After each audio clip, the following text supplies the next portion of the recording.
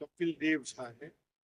मैं मधुबनी जिला के पंडौल प्रखंड का बिरौल पंचायत के बिरौल गांव का अपनी पढ़ाई MBA करी हुई है और मैं 17 साल तक कॉरपोरेट में नौकरी करने के बाद 2000 ईस्वी में करके किसान की जमीन हो, एक होती है सिंचित भूमि और एक असिंचित।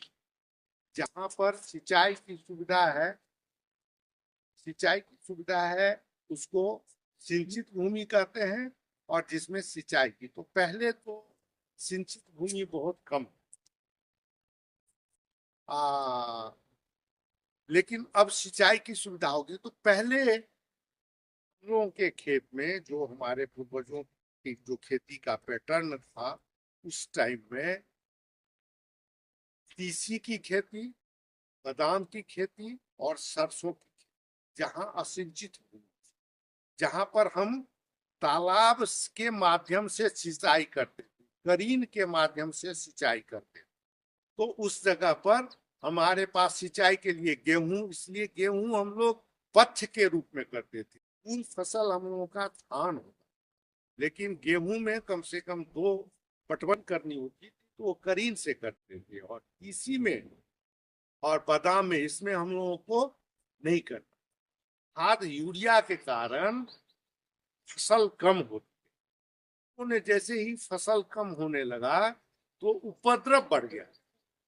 आज अगर आप 1 बीघा में सरसों की खेती करेंगे या बादाम की खेती करेंगे, तो उपद्रवी लोग जो है वो पूरा का पूरा वो खत्म कर देंगे।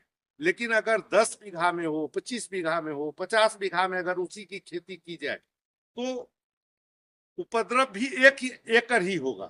तो इसलिए ब्लॉक खेती होनी चाहिए। तब तक धान और गेहूं की खेती होती रहेगी, तब तक किसान की माली स्थिति सुधर नहीं सकती है।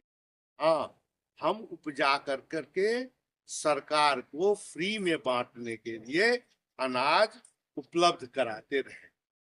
जो प्रगतिशील किसान है उन्होंने, और उसी का एक आइकॉन हमें आप समझ सकते हैं कि हमने धान और गेहूं की खेती को मिनिमाइज किया हुआ है। या तो हमारे यहाँ मछली पालन है, या आम की खेती होती है, लीची की खेती होती है, दलहन की खेती होती है, तिलहन की खेती होती है। इसका रेट जो है आपका ज्यादा है। यहाँ पर वास्तविकता ये है कि हम 10 या 12 रुपये धान बेचते हैं। हमारे पास आर्थिक स्थिति इतना सबल नहीं है कि हम उतना दिन उसको स्टोर में रख सके। इसके लिए हम क्या करते हैं, इमीडिएटली हमको गेहूं के लिए फंड्स की जरूरत होती है, तिलहन के लिए जरूरत पड़ेगी, तो हम क्या करेंगे, चाहते कि इमीडिएटली हम बेच दें। आप मधुबनी में किस तरह की कृषक जो हैं मधुबनी में किस तरह की खेती करते हैं? जैसे एक झूम होता है।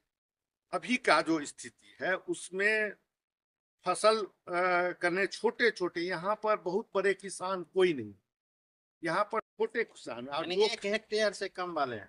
बिल्कुल। अनाज, और अनाज से ज्यादा उनको मवेशी का चारा, तो वो उनके लिए धान गेहूं इसलिए मजबूरी है। हम लोगों के यहाँ लास्ट में बारिश हो जाती है, और वहां पर जब ज्यादा हाल रहता है, तो वहां पर क्या होता है कि हमारा मशीनीकरण के युग होते हुए भी मशीन वहां पर नहीं पहुंच पाता है। तो गेहूं में अब हम कह सकते हैं कि 20-30%, मात्र 20-30% पर गया है। लेकिन धान में तो आप 95% से भी ज्यादा लोग मैनुअल से ही धान में मशीनीकरण नहीं हो पाया है। आपने 2 चीज कही है।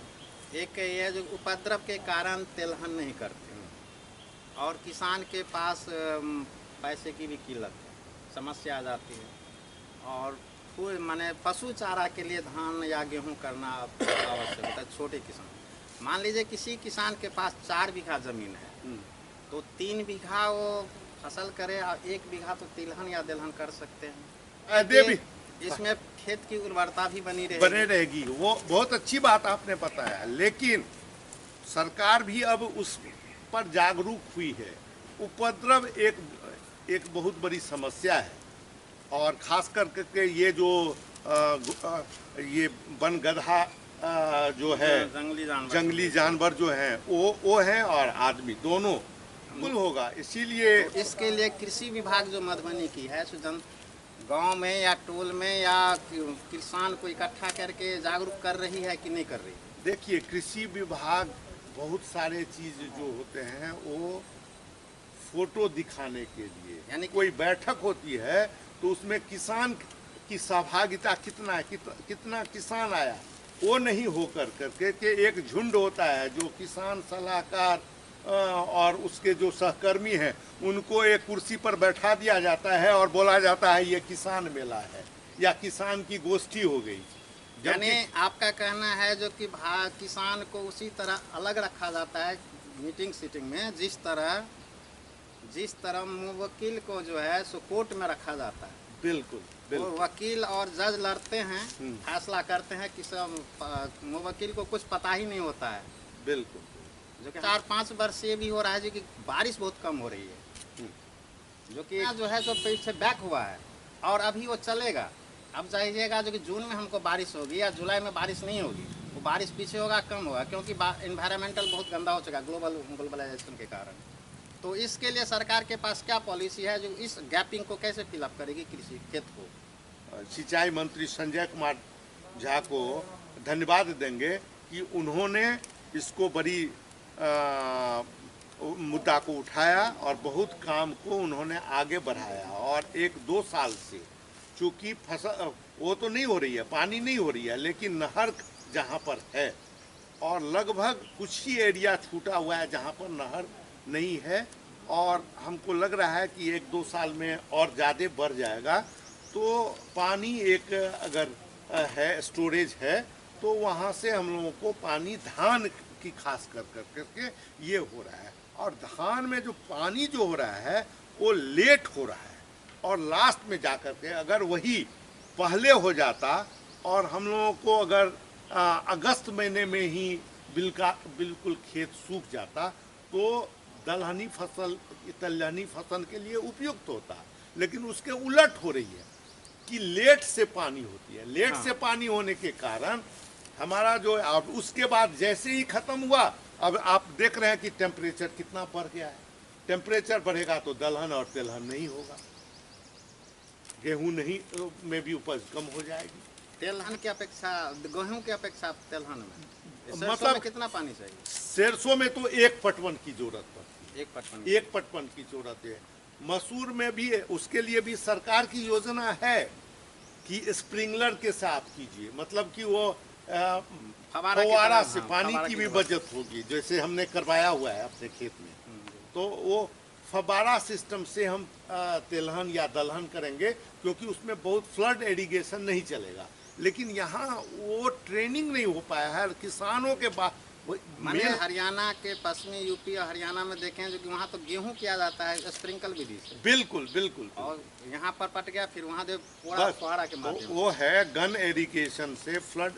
फ्लड इरिगेशन को रोका जाना चाहिए। पानी की कमी हो रही है, लेकिन अभी भी 90% खेती फ्लड इरिगेशन से ही होती है। और बादाम की खेती में या तीसी की खेती में या सरसों की खेती में फ्लड इरिगेशन नहीं किया जा सकता है। अगर और ये केवल मधुबनी में मंडी रेट तो मंडी है नहीं, कोई मंडी नहीं है। यहाँ पैक्स क्या करता है? पैक्स केवल कुछ नहीं कर रहा है। पैक्स जो है वो बाजार से उठाता है और फिर वो सरकार को बेचता है। वो एक बहुत बड़ा घोटाला सेंटर हो गया। बिल्कुल, बिल्कुल। इसलिए आप देखते होंगे कि आप अगर 100 किसान के पास जाएंगे तो 90% कहेगा कि हमने बिक्री की है 30% कम रेट में व्यापारी के हाथ में।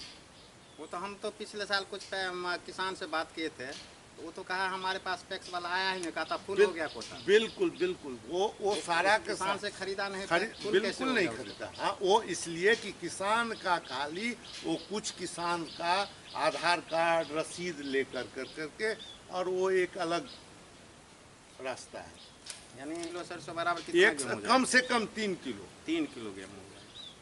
तो क्या यदि झूम खेती करे यहाँ क्या किसान तो पैसा का पूरा दिक्कत नहीं होगा? बिल्कुल लेकिन उसके साथ एक समस्या आती है कि जैसे कि आप कितना करते हैं सरसों? मेरे पास 1 एकड़ पे आप कहाँ 1 हेक्टेयर करते हैं तो मंडी तो मधुबनी में कहाँ बेचते हैं? नहीं, बेचने का सवाल ही नहीं उठता है, हमारे ऑन कंजम्पशन के लिए। 10 से लेकर 16 एक हेक्टेयर के बीच में कितने किसान हो जाएंगे यहाँ पर मधुबनी में? नहीं के बराबर। नहीं से मूल समस्या है कि तिलहन के लिए हमें अक्टूबर महीना में बुआई करना है। खेत कैसा होना, सूखा होना चाहिए? सूखा अपलैंड होना चाहिए। हमारे यहाँ पर वाटर लॉगिंग एरिया था और अक्टूबर महीना में जहाँ सूख जाएगा, जहाँ जोताई की पोजीशन में खेत होगा, तो वहीं पर ना आप सरसों कर सकते हैं। या तो वैज्ञानिक अक्टूबर में तो धान की के समय है ना, अक्टूबर में धान, अगर अर्ली वेराइटी का हम धान करें तो खेत खाली हो जाएगा। तभी ना, या तो धान आप कीजिएगा, धान कटेगा तभी ना आप सरसों कीजिएगा।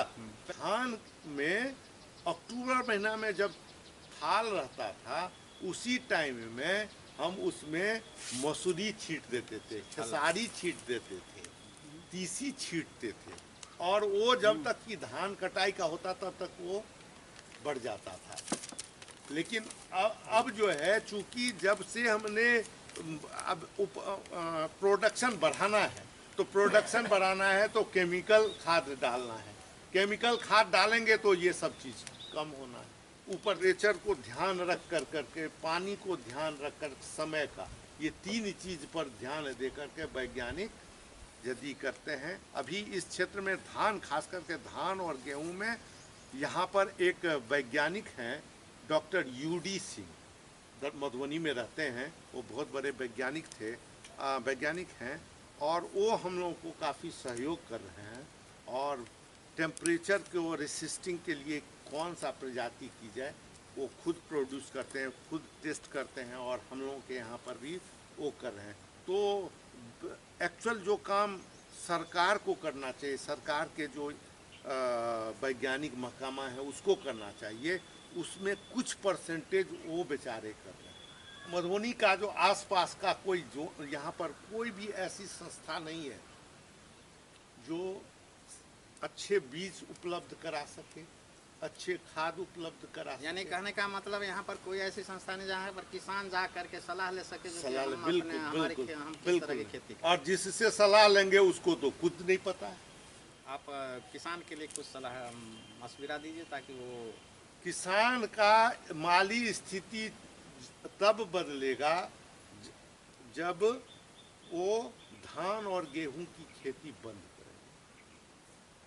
और बंद तब तक, जब तक हम लोगों के पास ऑप्शन नहीं है, तब तक बंद कैसे कर देंगे? बंद के धान का मूल्य भी तो बढ़ना चाहिए। धान में जो सरकार का MSP जो है 25 से 30 रुपये है गेहूं का, और धान का MSP जो है 23 से 25 रुपये। वो आपसे लेगा? बिल्कुल। खुदरा लेगा कि मंडी लेगा? 25 से 30। 25 से 30 मंडी भाव है। हाँ, मंडी भाव, मतलब कि वो हमसे किसान से लेगा। MSP वही हुआ। किसान के पास तो स्टोरिंग समस्या भी है। स्टोरिंग है, कहाँ सुखाएगा? नहीं